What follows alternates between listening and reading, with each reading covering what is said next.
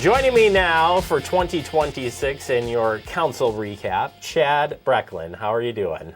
I'm great, Jeremy. How is your new year starting? It is starting off wonderful. A lot of good stuff coming up this year, and we kicked it off with a nice ease into council, knowing that the next council meeting we've got a lot coming up.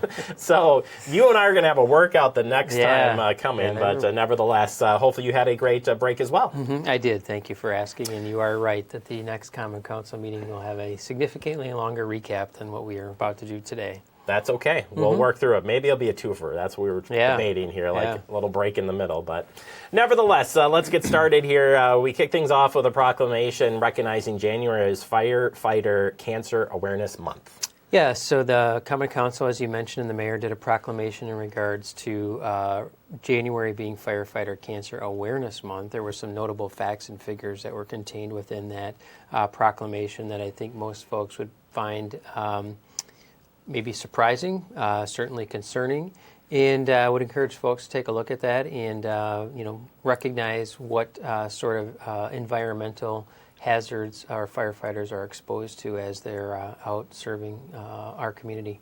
If you visit the fire departments, they'll talk about never taking their gear out of the bays to keep those areas clean and free of those debris and stuff. It's very fascinating. So I mean, things have changed substantially in that industry, recognizing that stuff. Yep. Mayoral appointments. There were a few mayoral appointments last night as well. Yeah, 3 appointments were made. Jason Rice was appointed to the Plan Commission, Chase Zimmerman was appointed to the Community Equity Advisory Committee, and Daniel Schultz was appointed by the Common Council to the EMS Commission. There was a 4th appointment on the agenda, but that was postponed. All right, we'll jump into our regular agenda, and we start with a resolution for a Plan Commission granting extension for a community residential facility, a community-based residential facility. Yeah, so there's a state law that restricts the amount of community-based residential facilities, commonly known as CBRFs, that can be located in a given aldermanic district. And this is not something we deal with regularly, but we do deal with it occasionally, and there have been several instances in the past where a similar resolution that would allow us to exempt ourselves from this particular requirement for this proposed project, which is a significant remodel and reconstruction of the Grace facility that would incorporate some additional CBRF units into the aldermanic district here. So this is one of those necessary procedural steps along the development process for this particular type of project. And again, it doesn't happen super frequently, but it does happen, now and then. I like that you say it. The easy abbreviation, I've never heard that abbreviation, so I learned something today. That's a good thing. Next one is a resolution approving a certified map for the No Oaks Ranch LLC. Yeah, so there's some forthcoming development. I think there was recently a preliminary plat submitted for the No Oaks area of development, which is in our uptown neighborhood, basically northwest of the intersection of Highway 14 and Lacey Road, generally speaking. And this particular item, there is a developer who would like to construct a multifamily building in this recently opened area for development, and they're parceling off a lot earlier than they're doing the rest of the development. So this is simply a certified survey map to complete this buildable lot to allow this project to go ahead of the rest of the development. And then we have something, I don't want to say similar, but a certified map request for an existing lot property associated with the Orchard Point development. Yeah, the next 2 items are related to a project that's proposed that would bring 80 workforce or income limited housing units to the Nesbitt Road area, specifically senior units. There would be some age restrictions there as well, and then the project would also likely bring approximately 100 market rate units. And 2 items that were needed for this particular project is 1, the certified survey map. Since there's 2 buildings, they elected to have those on 2 distinctly different lots. So they effectively had to create the 2 lots within the one larger parcel. And then the second item was the rezone, which would allow that property to continue. So that was rezoned from planned development district general implementation plan to planned development district specific implementation plan. So there's a few steps in the development process, as I've learned in the last 4.5 years, and sometimes they do seem a bit duplicative. I will say that the key in this particular one is when you're talking about a general implementation plan, it is, of course, more general based, and then it transitions to a specific implementation plan. So a bit more finer details as we move forward here. I always look at these things and sum up like, you have a generalized plan, you have rules, and then as things develop, you can come back and check into those rules and make adjustments based on the rules that are there. So it's in sequence, but ends up working out depending on how the vote goes, right, and understanding of it. Yeah, and both of these items were approved, so this development is continuing on its journey through the process. All right, well then we move on to number 5 item, amending Chapter 23 Smart Code Zoning District Ordinance, Article 1, 3, and 5. Yeah, so Fitchburg is very unique in that we're probably the only, or certainly one of a very small number of municipalities that has 2 different zoning codes based upon geographical area within the city. We have traditional zoning in the vast majority of the city. However, we do have what's called smart code zoning, effectively near the intersection of Lacey Road and Sign Road, and pushing northeast through the Highway 14 area and then into Terra Vesta to the east of Highway MM. That smart code zoning, while it has a number of really, really great components to it, there are some things that are a little bit challenging and just really aren't working as well as had been hoped when this was originally implemented.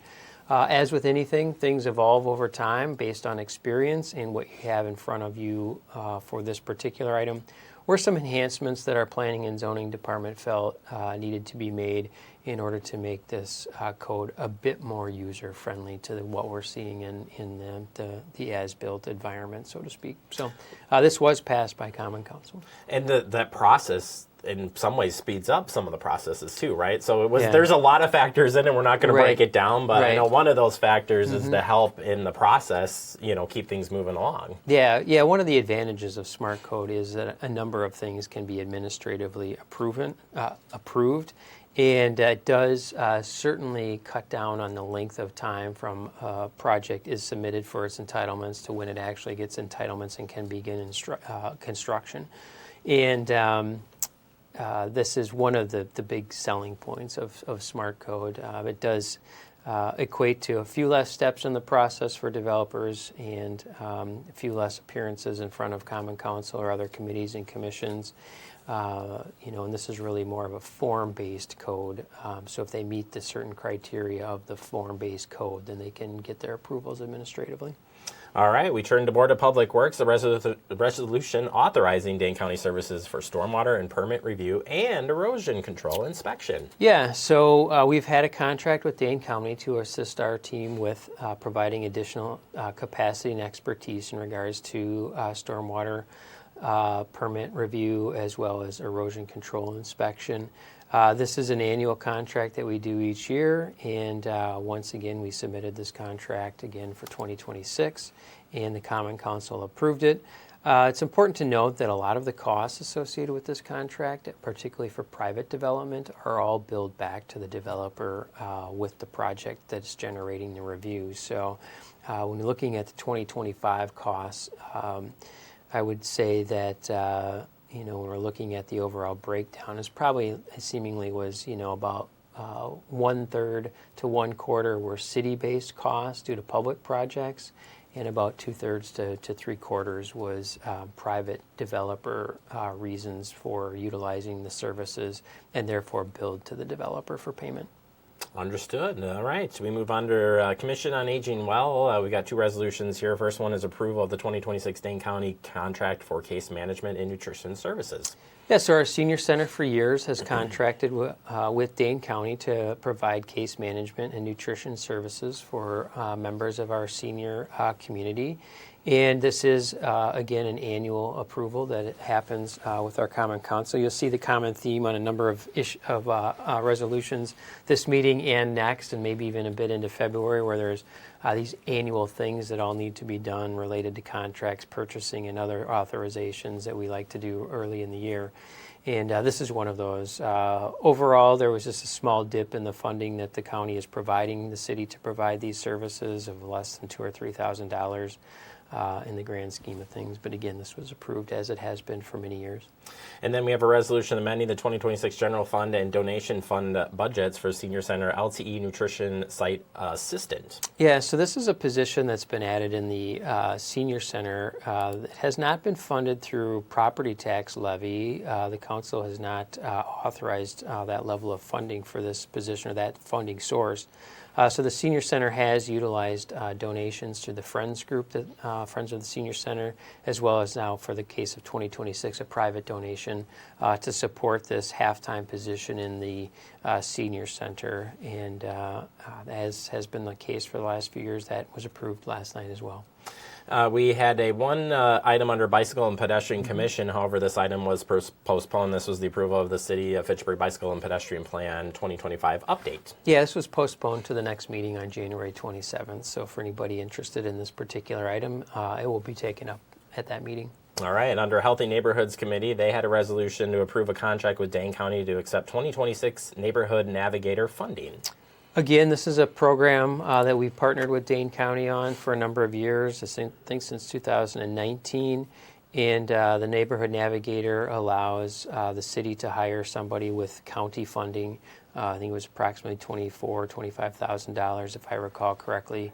And it allows this Neighborhood Navigator to work with city staff and city residents or city departments and city residents to connect them with resources and also makes a connection with residents and the Madison Metropolitan School District.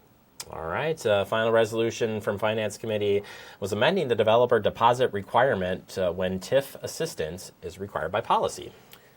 Yeah, so whenever we have a developer who requests tax increment financing from the city, which effectively is city financial assistance with their project, in order to get TIF assistance from the city, a number of statutory requirements need to be met, including a but-for test, which means that but for public assistance, this project would not happen. What we do require and have required since 2018 is that a developer who wishes to engage in those conversations and negotiation with the city is expected to put down a deposit in order to pay for those services. We hire a third-party financial advisory firm to review the financial pro forma for the development, and depending upon the complexity of the project and the negotiations and subsequent agreements, we may also hire outside legal counsel for additional support and expertise. So we wanted to update our policy to be clear as to what the deposit might be utilized for, and also, due to obviously increasing costs, increase the amount of the deposit. So we may request up to $20,000 from a developer in advance of beginning negotiations. And if the TID, the tax increment district, needs an amendment due to the project, the developer, which would be new, would be expected to pay for the costs associated with that amendment, which are estimated to be about $15,000.